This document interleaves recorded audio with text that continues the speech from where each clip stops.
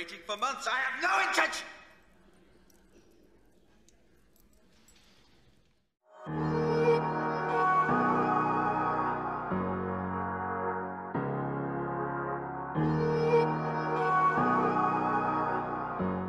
Okay, now for chapter 5. Let's give a brief intro because of the situation involved at this point in the book of Esther, and that is she is about to go in to King Xerxes and make this request.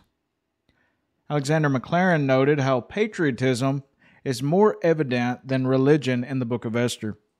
To turn to it after the fervors of prophets and the continual recognition of God in history which marks the other historical books, like Ezra and Nehemiah and all of these, is like coming down from heaven to earth, as Ewald says. But that difference in tone probably accurately represents the difference between the saints and heroes of an earlier age and the Jews in Persia, in whom national feeling was stronger than devotion. So it's in this book of Esther that we really find a great ancient account about how this national pride, even whenever the Jews are in foreign lands, like these Jews in the Persian Empire, even whenever they're in foreign lands, they still have this sense of great unity together, and how Satan tries to destroy them and God still preserves them even amongst the Gentiles. Verse 1, Now it came to pass on the third day that Esther put on her royal apparel and stood in the inner court of the king's house over against the king's house. And the king sat upon his royal throne in the royal house over against the gate of the house. One can truly only imagine the fear in which Queen Esther was feeling at that very moment. She hadn't seen the king in quite a while. It's been about a month, a little over. She's been fasting for 3 days in prayer with God, trying her best to just think of all the scenarios that are going to play out. Is the king mad at her or whatever? And no doubt in her mind, she's probably thinking about Vashti and how she fell out of favor with the king. So she makes her appearance to Xerxes, whom was known for just executing people on a whim. He does that to Haman. He has him killed immediately in a brutal fashion. But we'll come to that here in later chapters. So she appears before him, and it was so, when the king saw Esther the queen standing in the court, that she obtained favor in his sight. And the king held out to Esther the golden scepter that was in his hand. So Esther drew near and touched the top of the scepter. Then said the king unto her, What wilt thou, Queen Esther? And what is thy request? It shall be even given thee to the half of the kingdom. Now, if that promise sounds familiar to any of you, you may recall how in Mark 6, the very same reckless promise is made by Herod Antipas to the daughter of Herodias. But fortunately, Esther is the polar opposite of Herodias, and instead of asking for someone's life, she's actually asking for it to be spared, but that comes along a little bit later.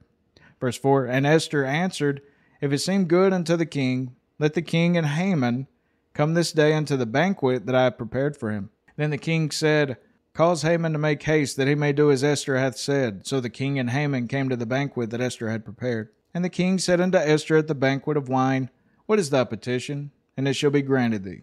And what is thy request? Even to the half of the kingdom it shall be performed. Cambridge noted at this point, Esther having hazarded her life. The king recognizes, and the king was well aware that Esther put her life on the line. So he's kind of curious as to what is this request. It must be very important. Esther having hazarded her life, the king recognizes that she has some weighty reason for such an act.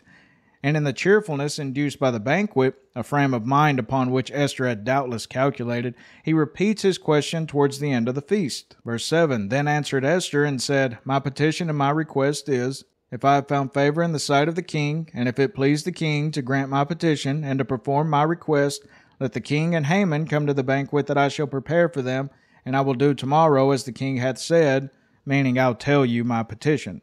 Now, why is Esther hesitating right here? Matthew Poole had some very good notes on this. She hesitated, either through modesty or because she was a little daunted with the king's presence and had not yet courage to propose her request, or in policy, because she would further engage the king's affection to her by a second entertainment, and would also intimate to him that her petition was of a more than ordinary nature, and, to warm up to him a little bit more, and for her to get more comfortable with him. And principally, now listen to this, by direction and disposition of the divine providence, which took away her courage or utterance for this time. God took away that confidence at that moment for a very good reason, once again, that she might have a better opportunity for it the next time by that great accident which happened before it.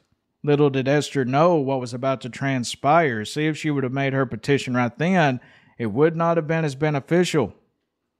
For the high honor which the king bestowed on Mordecai the next day made way for her petition. You see, Esther didn't know the future. God does, which came in very seasonably at the banquet of wine. So this second meeting was far greater set up in order to make the king's favor toward Mordecai and Esther undeniable, and to make the case for Haman to be just a losing battle.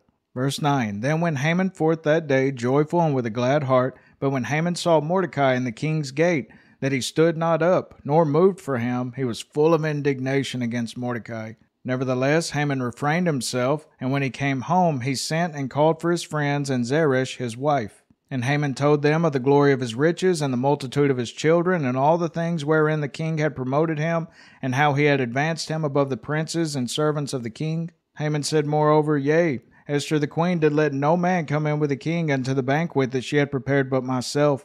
And tomorrow am I invited unto her also with the king. Yet all this availeth me nothing, so long as I see Mordecai the Jew sitting at the king's gate. Then said Zeresh his wife and all his friends unto him. Just listen to this horrible advice. Sounds like Jezebel to me. Let a gallows be made of 50 cubits high, that's 75 feet tall. And tomorrow speak thou unto the king that Mordecai may be hanged thereon. Then go thou in merrily with the king unto the banquet. And the thing pleased Haman, and he caused the gallows to be made. Now right here's a statue that's 75 feet tall. That's quite imposing. Charles Ellicott noted how 50 cubits high, that's 75 feet, the great height being to call as much attention as possible to the execution, that thereby Haman's glory might be proportionately increased.